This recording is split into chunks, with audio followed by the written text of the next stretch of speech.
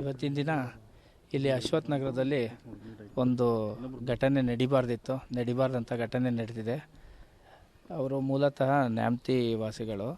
ಅವರ ತಂದೆ ಡಾಕ್ಟರ್ ನಾಗರಾಜ್ ಅಂತೇಳಿ, ಅವ್ರ ಮಗ ಆಕಾಶ್ ಅಂತೇಳಿ, ಮತ್ತು ಅವರ ಅಮ್ಮನ ದೇವರಲ್ಲಿ ಮನೆಯಲ್ಲಿ ಅವರಿಬ್ಬರೇ ಇದ್ದರು, ಮತ್ತು ಅವರು ಸೊಸೆ ಇದ್ದರು. ಅವ್ರದ್ದು ಈಗ ಪಾಪ 5 ತಿಂಗಳಾಗಿದೆ ಮದುವೆ ಆಗಿ.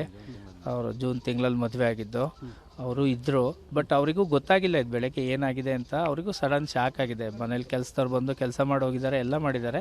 ಇವರು ರೂಮಲ್ಲಿ ಇದ್ದಾರೆ ಬಿಡು ಅಂತ ತಿಳ್ಕೊಂಡಿದ್ರು. ಬಟ್ ಆದರೆ ಈ ಥರ ಹಿಂಗೆ ಮಾಡಿಕೊಂಡಿದ್ದಾರೆ ಅಂತ ಯಾರಿಗೂ ಗೊತ್ತಾಗಿರಲಿಲ್ಲ. ಆಮೇಲೆ ಗೊತ್ತಾದ ತಕ್ಷಣ ಪೊಲೀಸ್ನವರೆಲ್ಲ ಬಂದಾದಮೇಲೆ ಡೋರ್ ತೆಗೆದು ನೋಡಿದ ಮೇಲೆ ಗೊತ್ತಾಗಿದ್ದು ಇಬ್ಬರು ಹ್ಯಾಂಗ್ ಮಾಡ್ಕೊಂಡಿದ್ದಾರೆ ಅಂತ.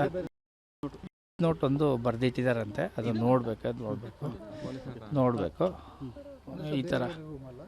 ಮೇಲ್ಗಡೆ ಅವನು ಆಕಾಶು ಮಾಡ್ಕೊಂಡಿದ್ದಾನೆ, ಕೆಳಗಡೆ ಅವ್ರ ಅಮ್ಮ ಡಾಕ್ಟರ್ ಜಯಶ್ರೀ ಅವರು ಮಾಡ್ಕೊಂಡಿದ್ದಾರೆ.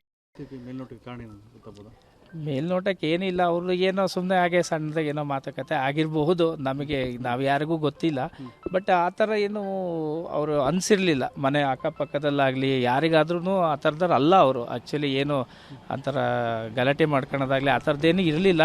ಏನೋ ಸಣ್ಣ ಪುಟ್ಟ ಮನಸ್ತಾಪದಿಂದ ಏನೋ ಕೆಟ್ಟ ಗಳಿಗೆಯಲ್ಲಿ ಈ ಥರ ನಡೆದೋಗಿದೆ ಅಂತ ಹೇಳ್ಬೋದು ನಾವು.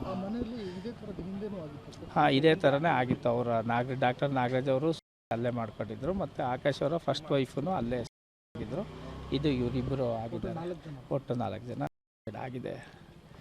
ಎಲ್ಲ ಆಗಿರೋದು ಇದಾಗಿರೋದು.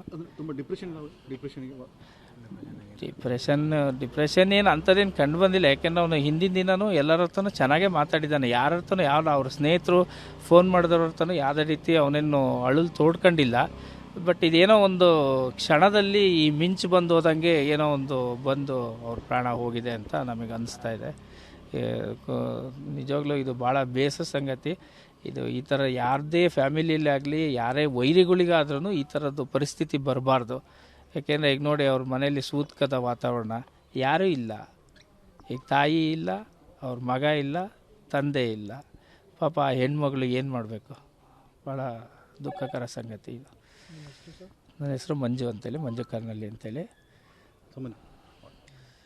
ಇವತ್ತಿನ ದಿನ ಇಲ್ಲಿ ಅಶ್ವಥ್ ನಗರದಲ್ಲಿ ಒಂದು ಘಟನೆ ನಡಿಬಾರ್ದಂಥ ಘಟನೆ ನಡೆದಿದೆ. ಅವರು ಮೂಲತಃ ನ್ಯಾಮತಿ ವಾಸಿಗಳು.